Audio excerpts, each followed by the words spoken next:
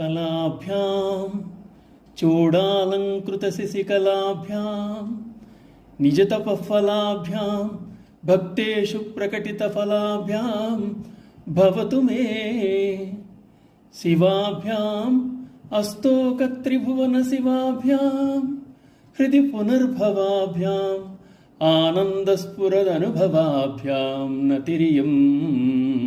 విద్యాస్వరూపులు, శిరస్సునందు అలంకరింపబడిన చంద్రకళలను కలవారు, వారి వారి తపముల యొక్క ఫలములచే ఒండరులను పొందబడిన వారు, కర్మలను అనుసరించి తమ భక్తులకు ఫలములను ప్రసాదించేవారు, ముల్లోకములకు అతిశయించిన శుభములను నసుగువారు, తలచినంతనే హృదయమునందు గోచరించేవారు, ఆనందముచే ప్రకాశించుండెడి స్వరూప సాక్షాత్కారమును కలుగజేయువారు అగు ఆది దంపతులైన పార్వతీ పరమేశ్వరులకు నమస్కరిస్తున్నాను.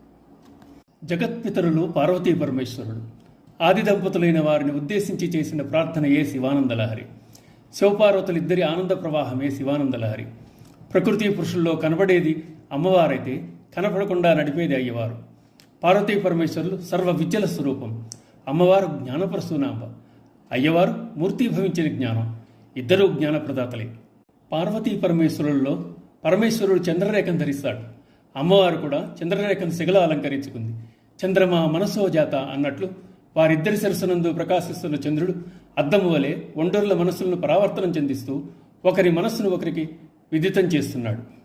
పార్వతీదేవి కోసం శివుడు, శివుని గురించి పార్వతి కఠోర తపమాచరించారు. వారి తపఫలముగా ఒకరినొకరు పొందారు. ఎవ్వరూ విడదీయలేనంతగా కలిసిపోయారు. అది వారి లక్ష్య సాధన.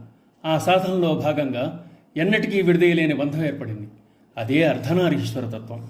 ఆయన దృష్టిలో భక్తి ప్రధానం. అదే ఆనందం, అదే చిద్విలాసం.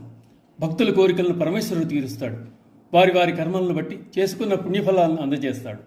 వారి కర్మఫలం నిశ్శేషమైన నాడు అనుగ్రహిస్తాడు, ముక్తిని ప్రసాదిస్తాడు. త్రిభువనములకు ప్రభువైన ఆదిదేవునకు ఆ ముల్లోకముల యోగక్షేమములు ముఖ్యమే. క్షీరసాగర మథన సమయంలో ఉద్భవించిన హాలాహలాన్ని లోక సంరక్షణార్థం ఔపాసన పట్టాడు. గరళమును కంఠమునందు ధరించి గరళకంఠుడయ్యాడు. ప్రళయానంతరం పునఃసృష్టి చేయవలసి వచ్చినప్పుడు తన కుక్షియందు భద్రపరిచిన విశ్వాన్ని తిరిగి వ్యక్తపరిచాడు. శివుడు భద్రమూర్తి. జగన్మాత పార్వతీదేవితో కలిసి ముల్లోకములకు శుభములు కలగజేస్తున్నాడు. అది ఆయన స్వభావం, అది ఆయన అనుగ్రహం.